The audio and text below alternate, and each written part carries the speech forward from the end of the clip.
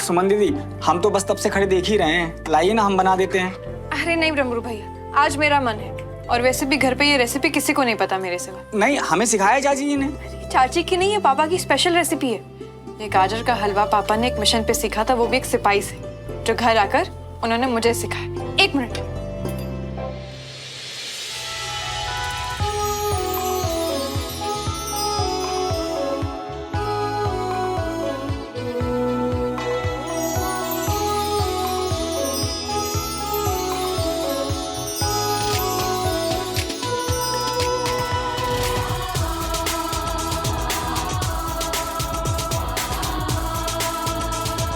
आपको पता है, अगर पापा यहाँ पे होते तो क्या कहते?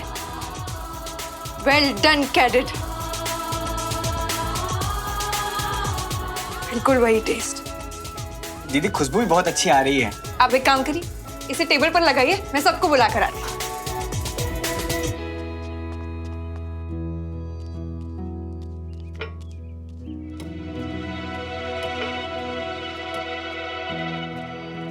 अरे वाह, खुशबू तो बहुत अच्छी है। मुझे लगता है आज कुछ स्पेशल इंतजाम है, हैं? आज सारा कमाल सुमन दीदी का है।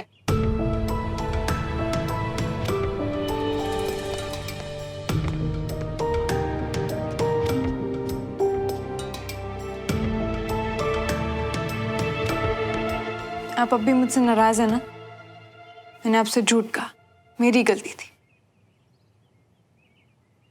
पर अब आप अपनी बेटी को माफ नहीं करेंगी?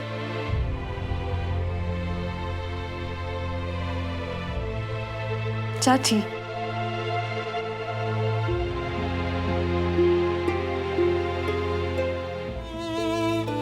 आपको पता है, पापा हमेशा कहते थे कि आपसे अच्छी खीर तो कोई बना ही नहीं सकता।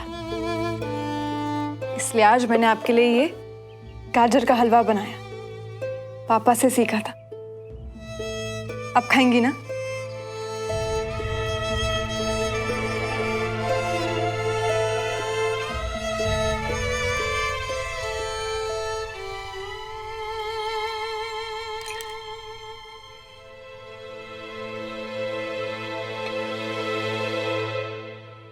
तो ठीक है, फिर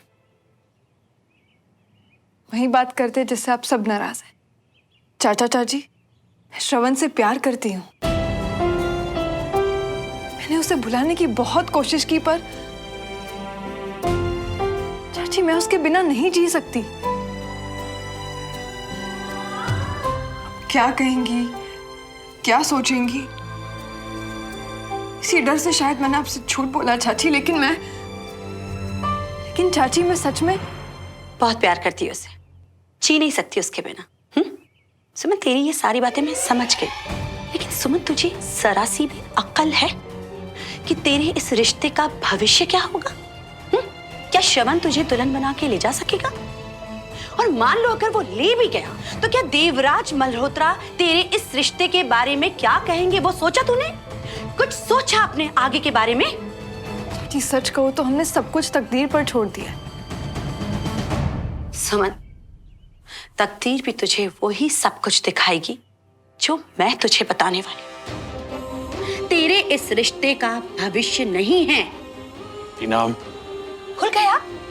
क्या कुछ नहीं किया उस परिवार ने हमारे साथ? पहले बाबूजी के साथ लड़ाई और विजय भाई सबको तो। अरे इस परिवार ने हमें तकलीफ देने का, हमें नीचा दिखाने का एक भी मौका नहीं छोड़ा, और अब तू। चाची देख सुमन, तुझे साफ साफ कह देती हूँ, अगर तूने श्रवण मल्होत्रा के साथ रिश्ता जोड़ा तो एक बात याद रखना, मेरा आशीर्वाद नहीं है तेरे साथ।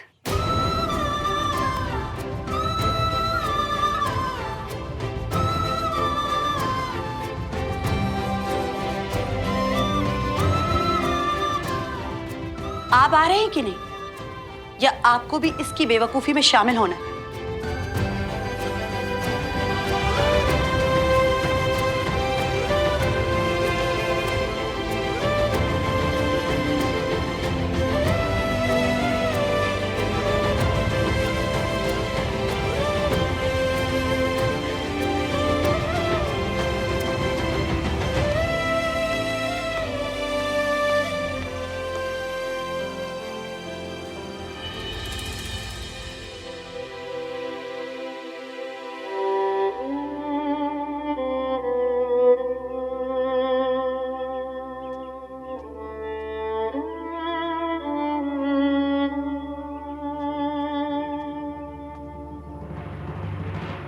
पता है सुमन, मैं श्रवण से बहुत नाराज थी क्योंकि उसकी वजह से मेरी बहन तकलीफ में थी।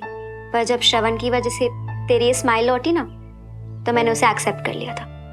पर मम्मी उसे एक्सेप्ट नहीं करने वाली है सुमन, तो तू उन पे टाइम वेस्ट मत कर।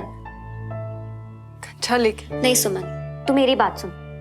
तुम दोनों ने फैसला कर लिया है ना शादी करने का, तो जाओ करो शादी, खुश रहो, आगे बढ़ो अपनी लाइफ में यार। यहाँ पे तुम लोगों को कोई एक्सेप्ट नहीं करने वाला है और ये इनकी प्रॉब्लम है, तुम दोनों की नहीं। तू जा। नहीं कंचन, तुझे पता है जब मम्मा चली गई थी ना तो चाची आई थी मेरे पास। पता है चाची ने मुझसे क्या कहा?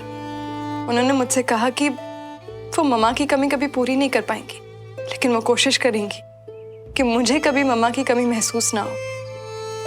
तब से लेके आज तक कंचा चाची ने कभी कोशिश करना बंद ही नहीं किया, तो फिर मैं कैसे?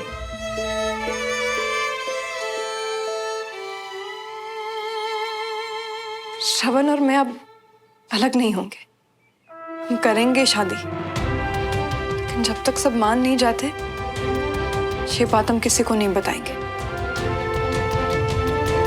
कंचा चाची मेरी माँ जैसी है, श्रवण और मैं, हम दोनों ने मिलकर मनाएंगे।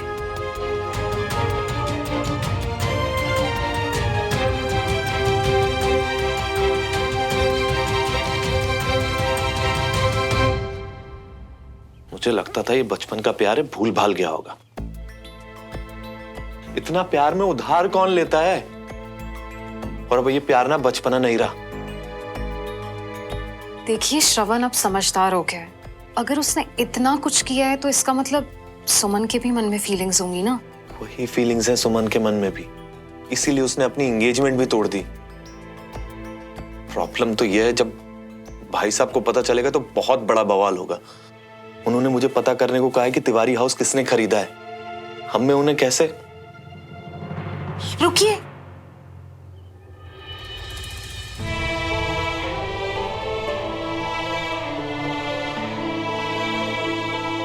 हाँ मतलब नहीं, मतलब भाई साहब को अभी ये बताने की जरूरत नहीं है। रागनी मैं उनसे कैसे छुपा? नहीं, मैं ऐसा नहीं कह रही हूँ कि आप भाई साहब से कुछ भी छुपाएं। मैं तो बस इतना कह रही हूँ कि घर में जैसा माहौल है और भाई साहब की खुद की भी तबीयत ठीक नहीं है, और फिर हम दोनों के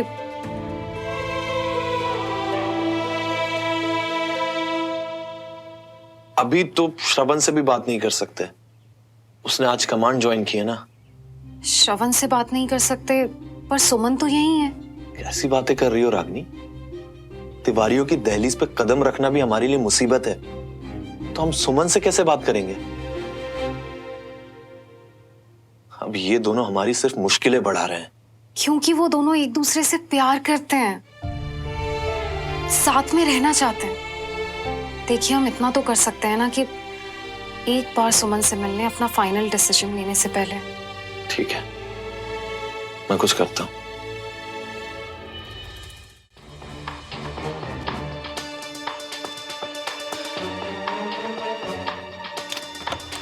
थैंक यू डमरू, हम लोग की मदद।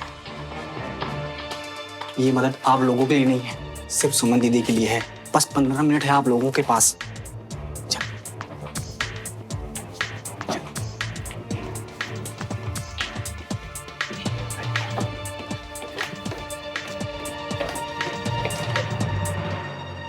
पता है सुमन, आज हमें कई झटके एक साथ लगे।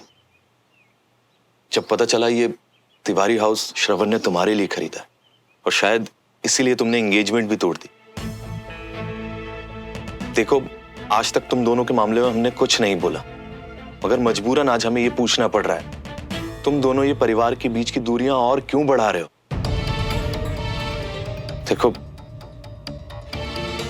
रिश्ते में दरार आने में सिर्फ पल भर लगता है, तो उसे भरने में साल भी कम पड़ जाता है। और ऐसा नहीं है कि दोनों परिवारों के बीच की दूरियां कम करने की कोशिश हमने नहीं की, मगर बाद में मैंने यही सीखा कि रिश्ते में एक बार दरार आ जाए तो वो दरार हमेशा रहती है। आप सही कह रहे हैं अंकल। श्रवण और मेरे रिश्ते में भी गलत फहमियों ने दरार डाली थी, लेकिन एंड में प्यार जीता, क्योंकि दरार को सिर्फ प्यार ही भर सकता है। और ये बात शायद आप दोनों अच्छे से समझेंगे।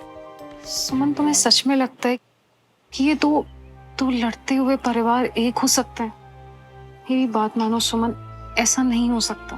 मुझे श्रवण पर और खुद पर भरोसा है कि हम दोनों मिलकर पूरे परिवार को मना लेंगे। ठीक है, चलो मान लिया तुमने पूरी कोशिश की परिवार को मनाने की, और ये परिवार तब भी नहीं माना, फिर क्या करोगे? फिर से भागोगे, भागकर शादी करोगे, और तुम्हें क्या लगता है इससे सब कुछ ठीक हो जाएगा? श्रवण के अपने यूनिट से वापस लौटते ही हम दोनों शादी कर लेंगे।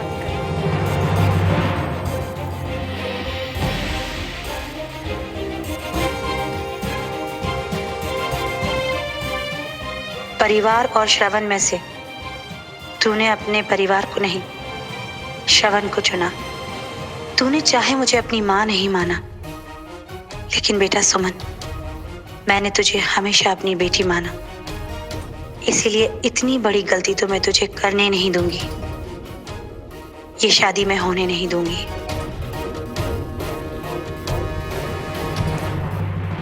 अरे आप घबराइए मत, हम शादी जरूर करेंगे, लेकिन भाग कर नहीं।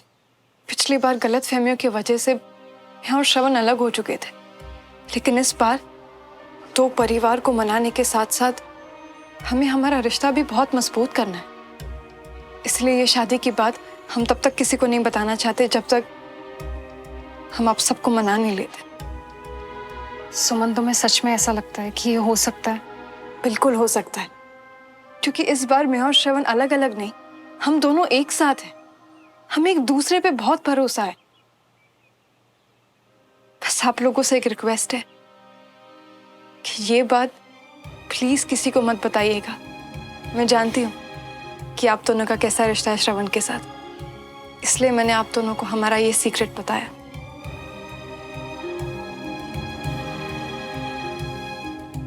हमारे बच्चों का हम ये सीक्रेट किसी को भी नहीं बताएंगे, ओके?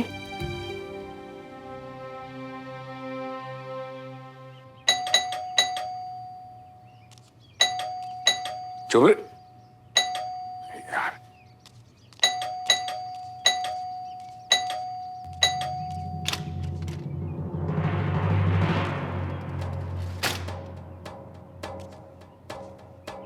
मैंने आज तक आपसे ज्यादा बेशरम और बदतमीज इंसान नहीं देखा।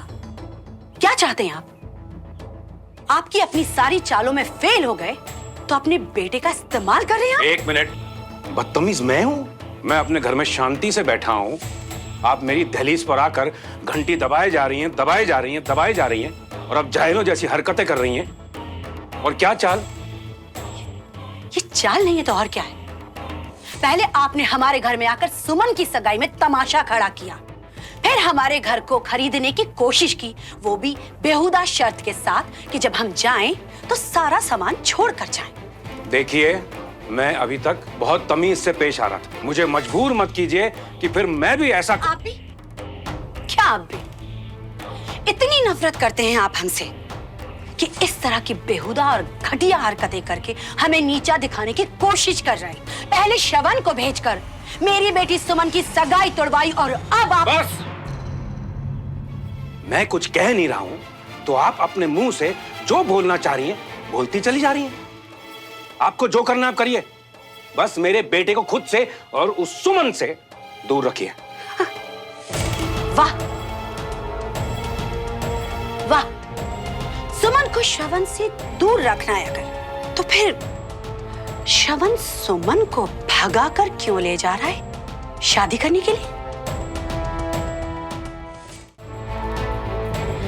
बदला लेने के लिए अपने बेटे का इस्तेमाल कर रहे हैं आप। जबान संभाल के बात करिए। मेरा बेटा जानता है कि मैं कितनी नफरत करता हूं आपके परिवार से। वो ऐसा कभी करेगा? ऐसा ही कर रहा है, वो ऐसा ही कर रहा है। लगता है शायद बाप की इज्जत नहीं करता, पर हाँ, वापस आकर मेरी बेटी सुमन के साथ शादी करने जा रहा है। गलतफहमी है आपको, वो कभी नहीं आएगा। बेहतर ही होगा कि वो ना आए, क्योंकि अगर वो इस बार आया ना तो मैं उसे और उसके परिवार को नहीं छोड़ूंगी। और हाँ, बहुत जल्द आपको पता चल जाएगा कि गलत फहमी में कौन जी रहा है।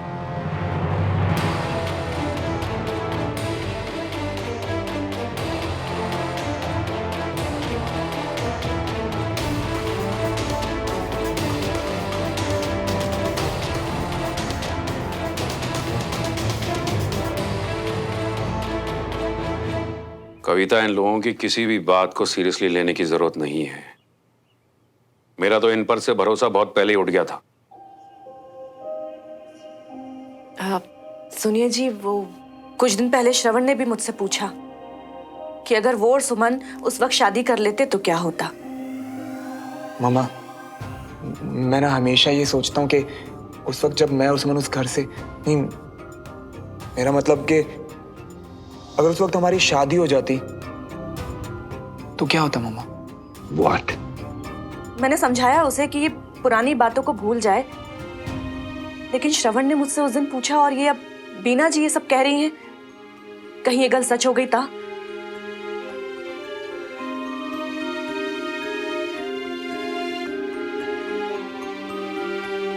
रागनी और राजेंद्र को बुलाओ।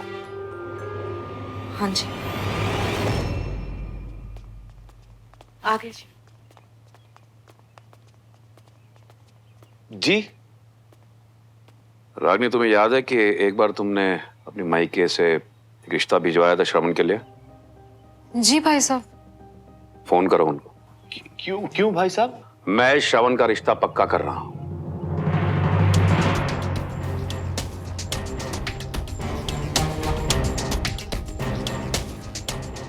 अभी श्रवण यहाँ पर है नहीं भाई साहब, एक बार वो आ जाए, हम उससे भी पूछ लेते हैं। रागनी, फोन करो। जी।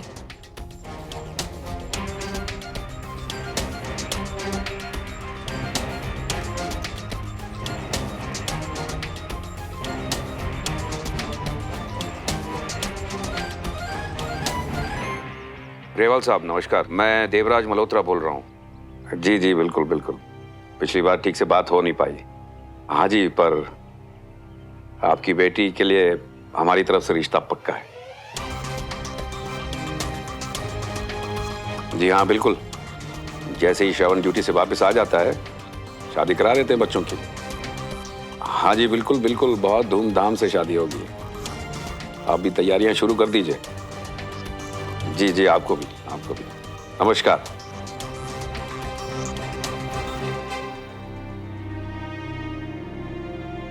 कविता सुनो। हाँ जी। पहले आपका और फिर मेरा, हम दोनों का सामान पैक करके रेडी रखो। अचानक ऐसा क्या हो गया भाभी? हाँ पता नहीं सच है कि झूठ राजेंद्र, मगर बीना जी आई थी और इनसे बोल के गई हैं कि श्रवण और सुमन शादी करने वाले हैं। ये बात बीना जी को कैसे पता चली? और उन्होंने सीधे यहाँ आके? नहीं, पहले यहाँ संभालना पड़ेगा। आप लोग भी किन की बातों में आ रहे हो भाई साहब? मैं तो उनको जरा सा रत्ती भर भी ध्यान नहीं देता। अब मगर आप लोग सामान पैक करके कहाँ जा रहे हो? मैं भी उनकी बातों पर भरोसा नहीं करता हूँ राजेंद्र। इतना सब कुछ होने के बाद मैं जानता हूँ कि श्रवण सुमन से शादी नहीं करेगा, मगर अगर 1% भी ये बात सच निकली तो कविता और मैं ये घर छोड़कर चले जाएंगे हमेशा के लिए।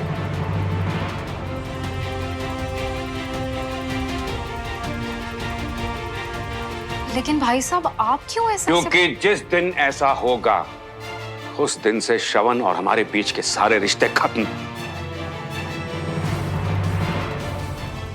हमारे लिए वो मर जाएगा।